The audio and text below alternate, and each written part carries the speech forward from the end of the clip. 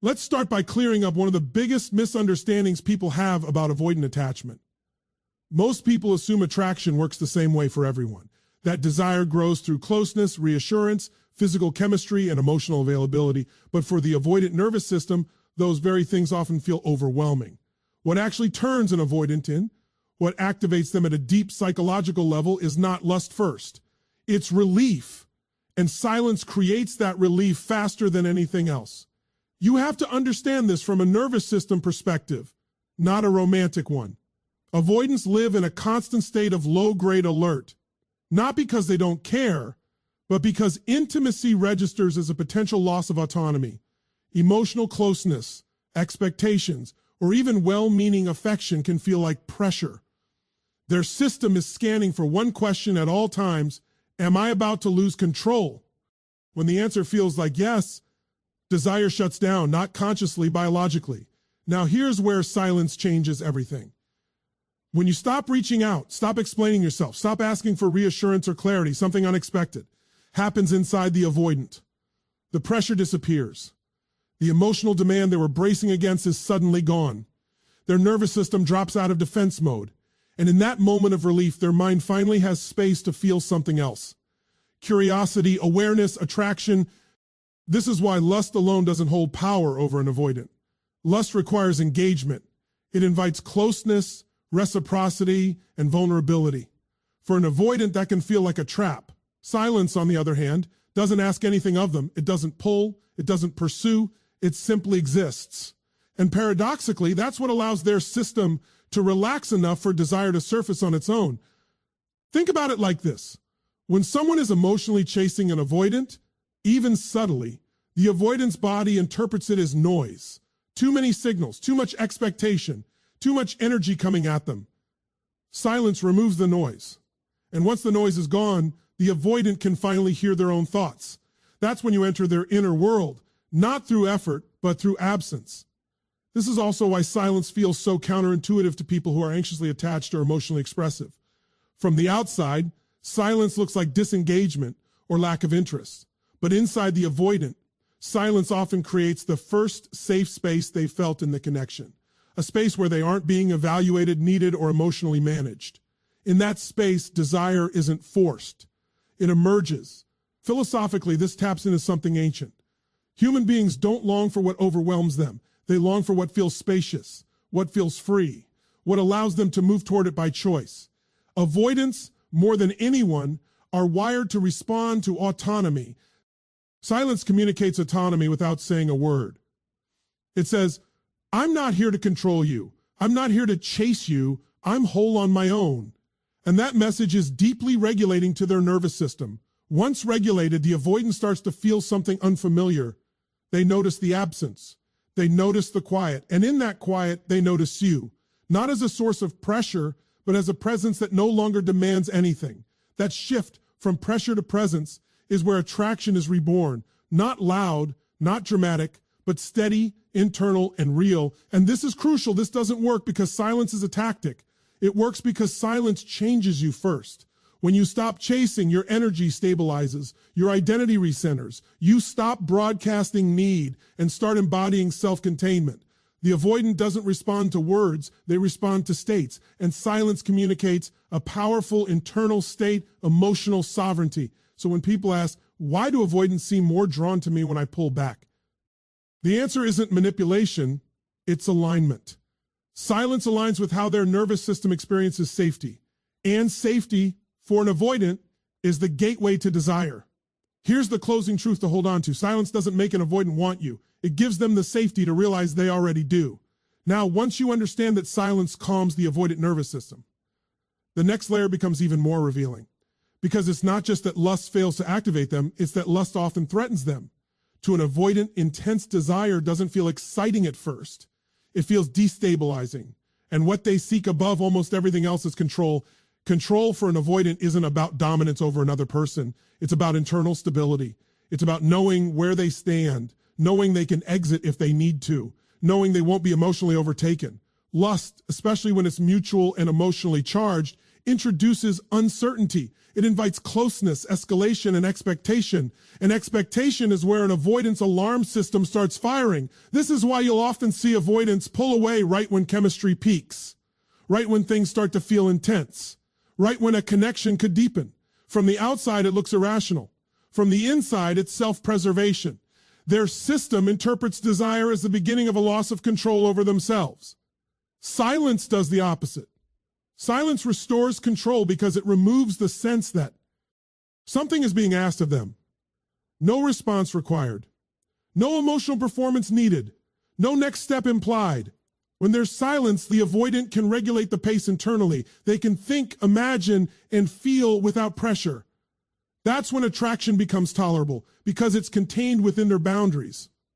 Here's the paradox most people miss. Avoidants don't lose interest when they feel nothing. They lose interest when they feel too much too fast. And lust, especially when paired with pursuit, accelerates emotional intensity. Silence slows it down, and slowing down gives them the illusion and often the reality of control. Psychologically, this ties back to early attachment experiences. Many avoidants learned, often very young, that closeness came with a cost. Maybe it meant being engulfed. Maybe it meant being needed in ways they couldn't meet. Maybe it meant emotional chaos, so they adapted by prioritizing self-containment. Control became safety. Distance became regulation. So when someone comes toward them with desire, vulnerability, or emotional intensity, the avoidance body doesn't ask, do I like this person? It asks, can I stay regulated if this continues?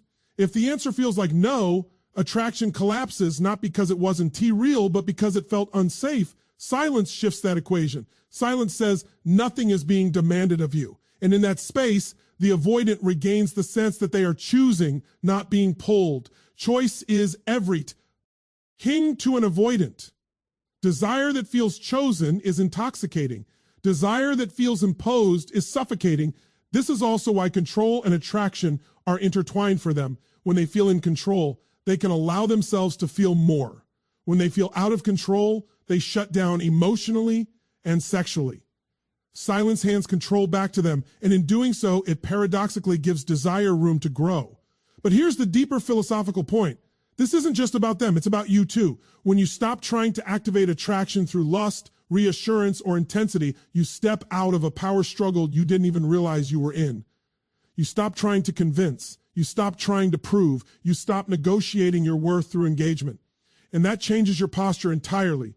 You're no longer asking, do you want me? You're embodying, I am steady, whether you choose me or not. That steadiness is not passive, it's grounded. And grounded energy is profoundly attractive to someone who is hypersensitive to emotional volatility. Avoidants aren't drawn to chaos, they're drawn to containment. Silence is containment. It holds the connection without squeezing it. It keeps the door open without standing in the doorway. And that's when the avoidant can approach. Not because they're chasing lust, but because they feel safe enough to explore desire. So if you've been trying to spark attraction by doing more, saying more, giving more, understand this: for an avoidant, or intensity often equals less safety, and less safety equals less desire. The closing truth here is simple, but confronting. An avoidant doesn't fall for what overwhelms them. They fall for what allows them to remain themselves while wanting you. And once control is restored, something even more uncomfortable begins to happen for the avoidant. Silence doesn't just calm them, it confronts them. Because when you remove communication, reassurance, and emotional availability, you also remove their favorite coping mechanism, distraction. Avoidants survive by staying busy, mentally, emotionally, and often physically. They distract themselves with work, hobbies, independence, casual connections, or intellectualization. Anything that keeps them from sitting with raw emotion for too long. When you are present, responsive, and emotionally open, even if it's painful for you, you unintentionally give them something to push against. Something to manage, something to deflect. Silence takes that away. No messages to delay responding to. No emotions to minimize. No bids for connection to reinterpret. Suddenly there's nothing external to regulate against. And that's when the internal world gets loud.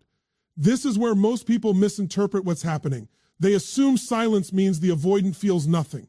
In reality, silence often removes the anesthetic. The numbness fades and what's underneath starts to surface. Regret, curiosity, longing, unresolved attachment, not all at once, and not in a dramatic way, but persistently. From a psychological standpoint, this is exposure When you stop communicating, you expose the avoidant to their own suppressed emotional material.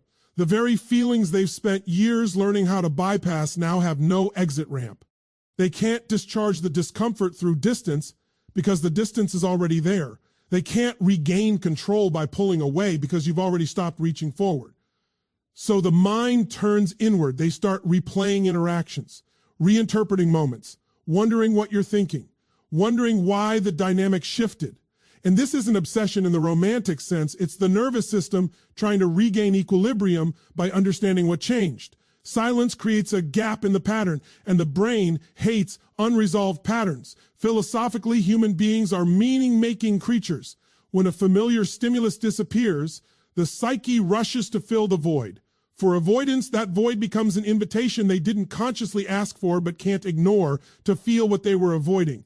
This is also where the power of restraint becomes evident. By not reacting, not confronting, not demanding closure, you refuse to play the role of emotional regulator for them. You're no longer doing the emotional labor of keeping the connection alive on your side alone.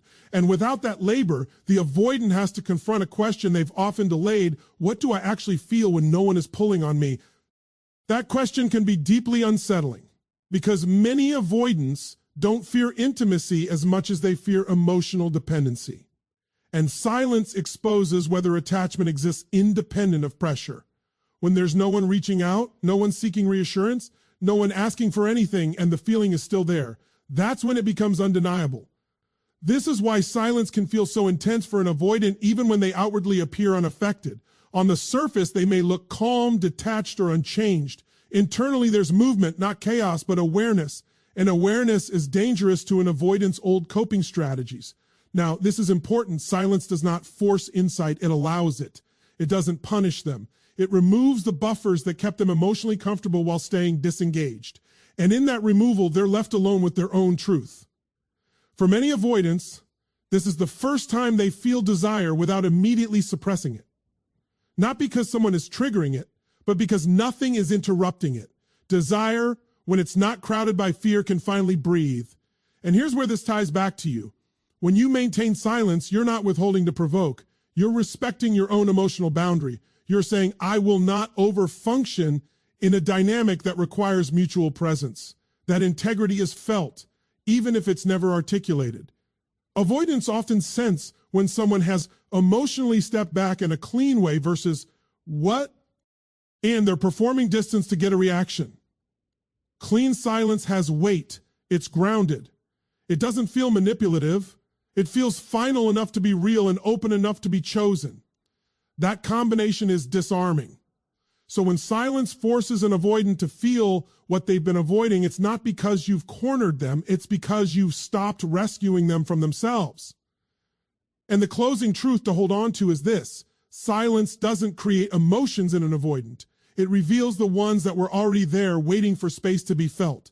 And once those emotions surface, once the avoidant is left alone with their own thoughts and feelings, something else quietly takes over: imagination. This is where mystery becomes far more powerful than availability, because avoidants don't bond primarily through constant closeness. They bond through what happens inside their own mind when you are always available, always explaining, always clarifying how you feel and what you want. There is very little left for the avoidant to wonder about. Everything is spelled out. Everything is predictable. And predictability for an avoidant doesn't feel secure. It feels confining. It closes the loop too quickly. Silence reopens that loop. The human mind is far more stimulated by unanswered questions than by clear answers. And avoidants in particular live in their heads. When you go silent, you remove certainty. Not in a chaotic way, but in a clean, grounded way. They don't know what you rethinking. They don't know where they stand. They don't know if you've emotionally moved on or grown stronger in place, and that not knowing becomes magnetic. This is where people misunderstand attraction. They think attraction is created by doing more, offering more, being more visible. But psychologically, attraction often grows in the space between things, in what's implied rather than stated, in what's felt rather than explained. Avoidants are especially responsive to this because they associate overt emotional availability with pressure. Mystery feels lighter. It doesn't demand a response. It doesn't require commitment. It simply invites curiosity. And curiosity is safe for them In a way, vulnerability often isn't. When you disappear from their emotional radar, not dramatically, not reactively, but calmly, you stop being a known quantity. You stop being something they've already categorized, and the mind hates loose ends, especially the avoidant mind, which relies on mental narratives to maintain control. So they begin to fill in the gaps themselves. They replay conversations. They imagine different versions of you. They wonder how you're feeling now that you're no longer engaging. They ask questions they didn't ask when you were available because availability gave them an illusion of control. Mystery takes that illusion away. This is why silence often leads to increased internal focus rather than detachment. On the surface, nothing is happening. Underneath, the avoidance imagination is working overtime. And imagination is where desire grows without the immediate threat of intimacy. Philosophically, this connects to something timeless. We desire what we cannot fully possess, not because we want to suffer, but because longing keeps the self intact. Avoidance fear being absorbed into relationships. Mystery allows them to want without losing themselves. It creates distance that feels psychologically breathable. Availability says, I'm right here, fully open. Mystery says, I exist beyond your reach, and I'm okay. One invites dependency. The other invites pursuit. And here's the crucial difference. Pursuit that comes from curiosity feels voluntary. Pursuit that comes from pressure feels coerced. Avoidance only moves toward what feels voluntary. This is also where your silence becomes an identity shift. You're no longer positioning yourself as someone waiting to be chosen. You become someone with an inner life they don't have access to anymore. That doesn't make you cold. It makes you sovereign. And sovereignty is deeply attractive to someone who fears emotional entanglement. When you are always present, the avoidant doesn't have to imagine losing you. When you step back, they finally feel the possibility, not as abandonment, but as uncertainty. And uncertainty is the birthplace of desire. This doesn't mean playing games. Games are transparent and insecure. Mystery is authentic when it comes from self-respect.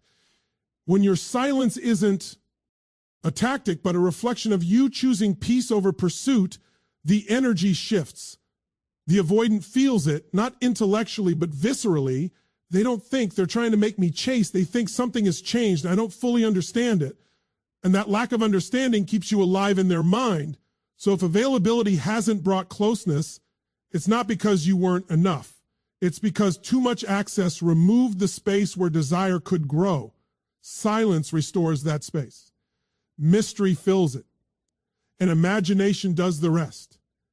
The closing truth is this. Avoidants don't fall for what is fully available. They fall for what gives them room to wonder and the freedom to choose you on their own terms. And this is where the dynamic truly flips, because silence doesn't just affect the avoidant. It transforms you. When you stop seeking validation, reassurance, or emotional confirmation from them, you become something entirely different in the relationship. You stop being a participant who's waiting for a response, and you become the stimulus itself. Avoidants are exquisitely sensitive to need, not because need is wrong, but because they associate it with responsibility. When someone seeks validation from them, wants clarity, wants reassurance, wants emotional reciprocity, the avoidance nervous system hears obligation. And obligation immediately dampens attraction.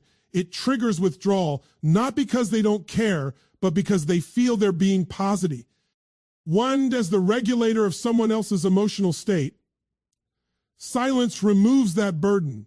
When you stop asking, stop checking, stop orienting your emotional stability around their behavior, you send a signal that words never could. I am grounded with or without you. And that signal is profoundly disarming to an avoidant. It contradicts their deepest fear that closeness will cost them their autonomy. Psychologically, attraction requires polarity, one grounded presence meeting another. But when you seek validation, polarity collapses. The energy tilts. One person is pulling, the other is bracing. Silence restores balance. It places you back in your center. And here's the part most people don't realize. Avoidants are not attracted to emotional unavailability. They're attracted to emotional self-sufficiency. There's a difference. Emotional unavailability feels cold and distant. Self-sufficiency feels calm, complete, and non-reactive. Silence, when it comes from wholeness rather than protest, communicates self-sufficiency with extraordinary clarity. This is why the avoidant suddenly becomes more attentive when you detach. Not because they enjoy distance, but because they feel a shift in power. And not power over them, power within you.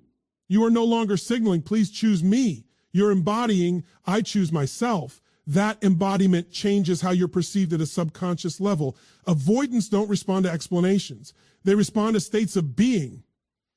And when your state shifts from seeking to grounded, from reactive to centered, the avoidant experiences you differently. You are no longer predictable. You are no longer emotionally dependent. You become someone they can move toward without fear of being consumed. Philosophically, this taps into something fundamental about human desire. We are drawn to people who feel whole, not people who need us to complete them. That wholeness creates curiosity. It invites connection without demanding it. And for an avoidant who equates emotional demand with danger, that invitation is the only kind they can safely approach. Silence also communicates boundaries, not spoken boundaries, but lived ones. It says, I will not overextend myself to maintain connection. That boundary is deeply attractive because it signals maturity, self-respect, and emotional intelligence. Avoidants may resist overt boundary setting, but they respect boundaries they can feel. And when they feel it, something shifts internally. They begin to wonder where they fit now. Not because you're chasing, but because you're no longer available in the same way. You've stepped out of the role of emotional pursuer, and that absence of pursuit creates space for them to pursue you, if they choose to. This is the moment where silence stops being passive and becomes active presence. You're not disappearing, you're standing still. You're rooted. And rooted people are magnetic because they don't sway with every emotional current. Important. This isn't about punishment or withholding affection to provoke a reaction. That energy is always detectable and it repels. This is about reclaiming your emotional center. When you stop seeking validation externally, you stabilize internally. And that stability becomes the very thing the avoidant orbits around. They don't feel pressured to respond. They feel compelled to engage because now interaction with you is a choice, not a responsibility. So when silence turns you into the stimulus, it's not because you've become distant, it's because you've become anchored. And anchored people don't chase, they attract. The closing truth to remember is this: the moment you stop asking someone to confirm your worth, you become the kind of presence that makes them want to earn a place in your world. And when all of these shifts come together, when silence has calmed their nervous system, restored their sense of control, surfaced their buried emotions, activated imagination, and repositioned you as grounded and self-contained, there is only one direction left for the energy to move forward. But here's the crucial distinction. Silence doesn't chase the avoidant. It creates the conditions in which they choose to move. Avoidants do not respond to pursuit. They respond to permission to come closer without feeling trapped, permission to engage without losing themselves. And silence is what grants that permission. When you are quiet, you are no longer pulling them into interaction. You are no longer initiating emotional momentum. You are standing still. And standing still is the only position that allows an avoidant to approach without feeling hunted or cornered. Movement toward intimacy must feel self-directed or it will be rejected. This is why avoidants often reappear after distance, not during confrontation or emotional processing. When they reach out, it's rarely because someone convinced them. It's because they felt internally compelled. Silence allows that compulsion to form without interference. Psychologically, this aligns with reactance theory, the idea that people resist when they feel their freedom is threatened and move toward what feels freely chosen. Avoidants are highly reactant. The more you pursue, the more they protect their autonomy. Silence removes the trigger.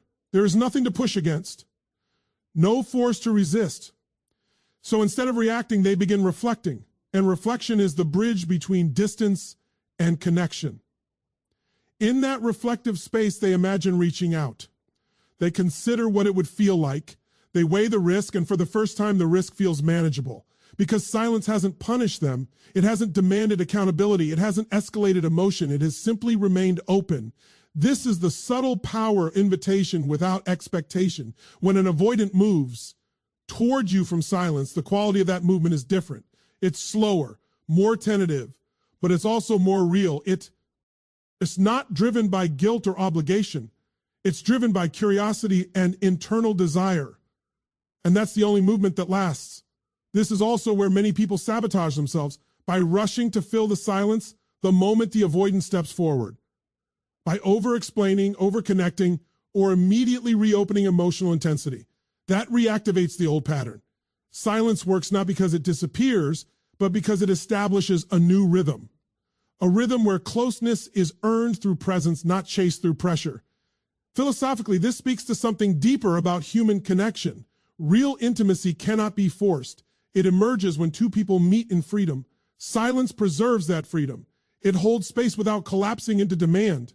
And for an avoidant, whose deepest fear is entrapment, that space is everything. Notice also what silence does not do.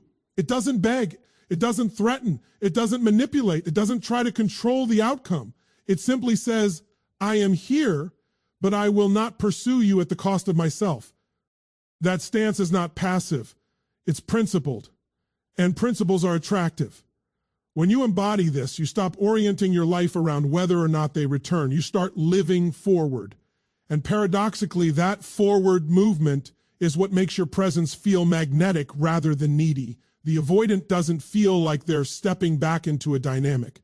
They feel like they're stepping into a choice. That choice restores dignity on both sides. If they come back, it's because they want to. If they don't, it's because the connection couldn't survive without pursuit. Either way, silence clarifies truth without forcing it. And this is the final integration. Silence is not about getting someone back. It's about creating a relational environment where connection is voluntary, mutual, and sustainable, where approach replaces avoidance not through pressure, but through safety. So when an avoidant finally moves forward, it's not because you pulled them, it's because you made room for them to walk toward you on their own terms. And the closing truth to carry with you is this. The strongest invitation you can offer an avoidant is not pursuit, but the quiet confidence that says, I am open, and I will not chase you into choosing me. So here's the truth I want you to leave with today. Avoidants are not turned on by lust. They are not drawn to chasing or intensity. What truly activates them is silence, presence, and the freedom to choose. Silence calms their nervous system. It restores control. It forces them to confront the feelings they've been avoiding. It sparks imagination and curiosity. And when you stop seeking validation and hold your own ground, you become magnetic, not because you are trying, but because you are whole. When you step back without chasing, without pleading, without over-explaining, you create a space where the avoidant can approach on their own terms.